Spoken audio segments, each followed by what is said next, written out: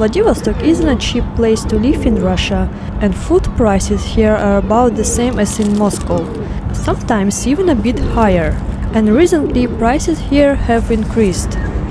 Vladivostok is a major port in Asian Russia and the capital of the Russian Far East, as well as a gateway to Asia. So let's see what you can really afford in this city in 2026. Today the dollar costs about 22 rubles, so our budget is 820 rubles.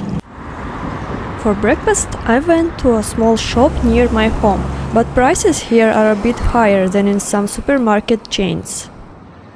Most shops have ready-to-eat meals, since many workers come here to buy food, and they also have ovens, so they can heat up your meal for you.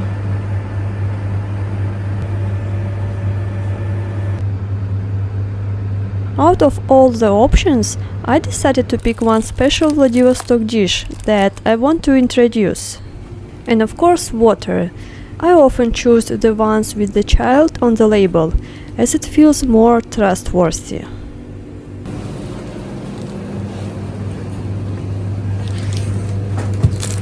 And something I cannot start my day without is coffee. So the breakfast cost me 250 rubles. In the top left corner of the video I show how much is left.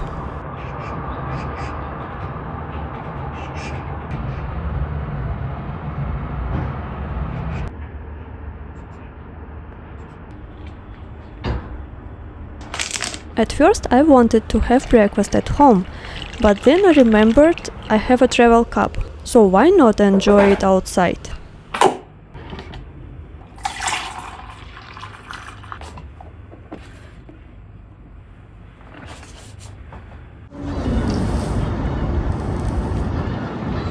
Like I said before, Vladivostok is a gateway to Asia, so you can feel some Asian influence here.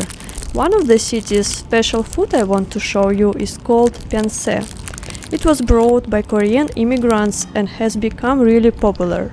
It's a steamed bun made from yeast dough, usually filled with meat, pork or beef, and cabbage, and a bit of pepper. I used to buy it often when I was a student, because it was cheap, filling and delicious. By the way, when I was a student around 2015 in Vladivostok, my weekly budget was about $40, which is 2,500 rubles at the time. Back then the dollar was around 61 rubles. But I lived in university dorm with 3 other people, so we shared food. As soon as you take your meal out of your bag, some beggars who also want a bite start surrounds you.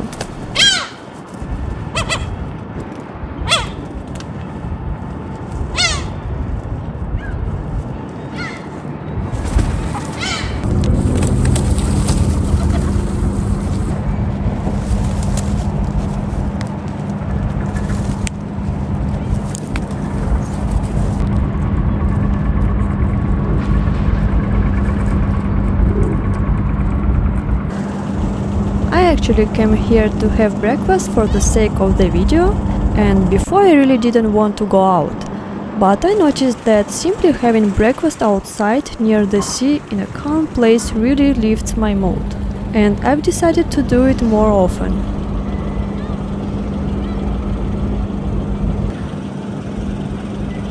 I also noticed that the more I stay at home, the more negative thoughts start creeping into my head.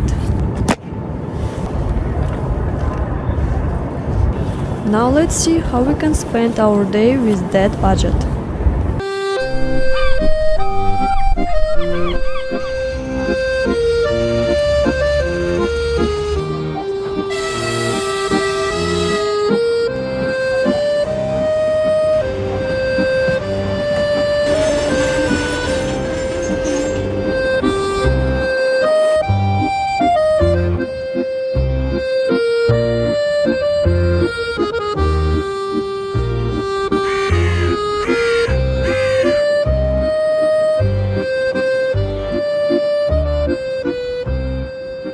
Now we are in the central square of Vladivostok, where most tourists come first. So what can we do here on our budget?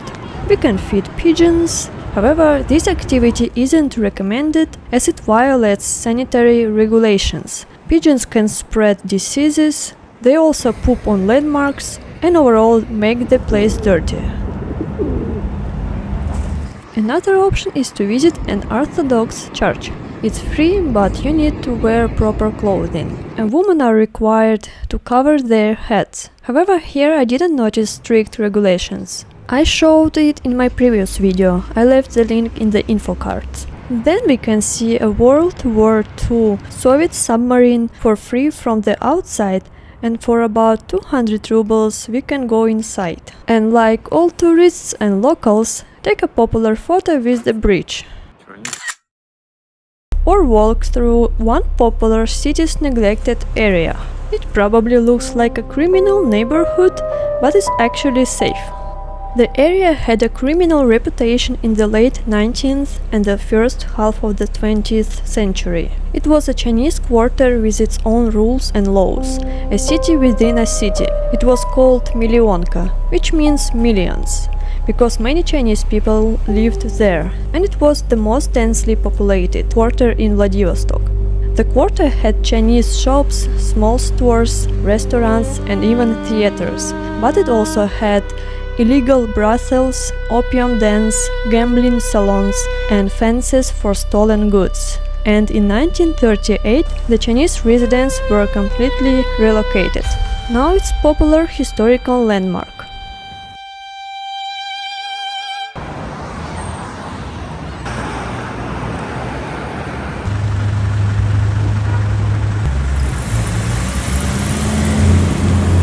By the way, the pense I bought for breakfast today at the shop for 125 rubles. In a busy tourist spot cost 170 rubles.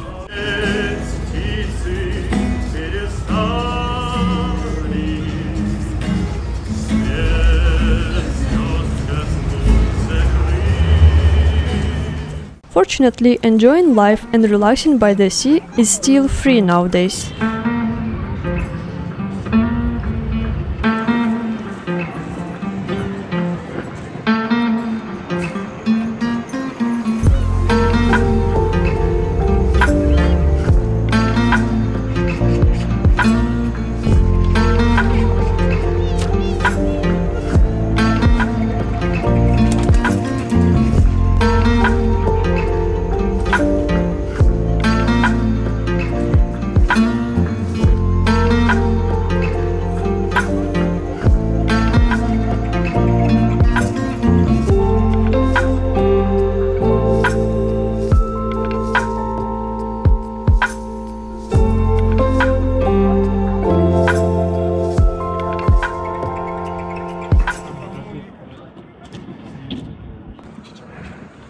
When it gets warmer, the street markets will also come alive on this central promenade. But for now, as we are living on a budget, we are going to the supermarket for lunch.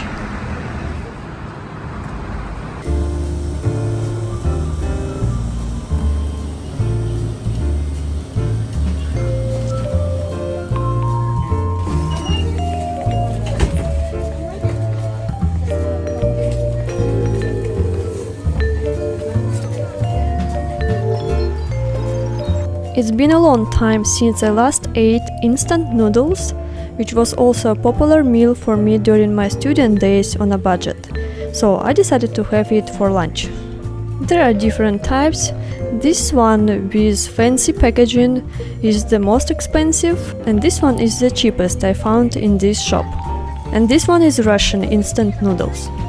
Within all, I chose this one that cost 124 rubles. This was the highest price for 15 eggs in this shop, and this one is the lowest price for 10 eggs. But in the shop near my home, the lowest price is 175 rubles. There is also ready-to-eat food with an average price of about 230 rubles.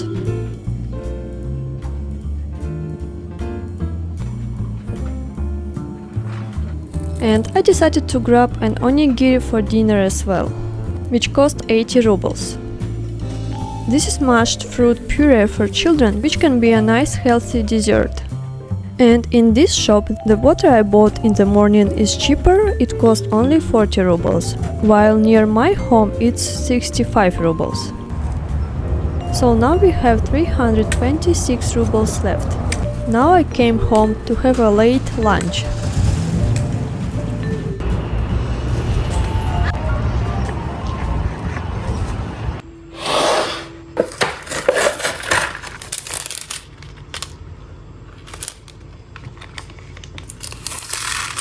I was too focused on capturing video and made a stupid mistake. Actually, all these seasonings are added at the end when the water is off, not at the beginning. Anyway, it doesn't spoil the taste.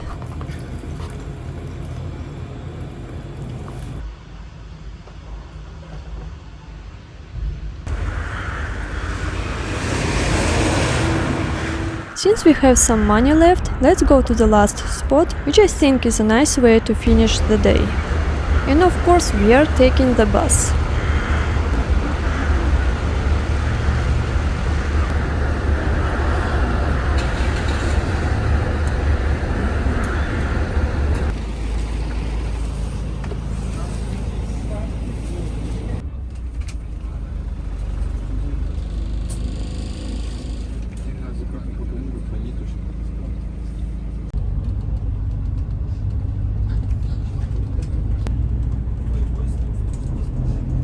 The public bus cost 55 rubles, now let's count both ways, that's 110 rubles. So now we have 260 rubles left, which we can spend on the cheapest cup of tea at a simple roadside cafe, or just buy a delicious sweet drink at shop, and come to this nice park for a beautiful city view and a mesmerizing sunset.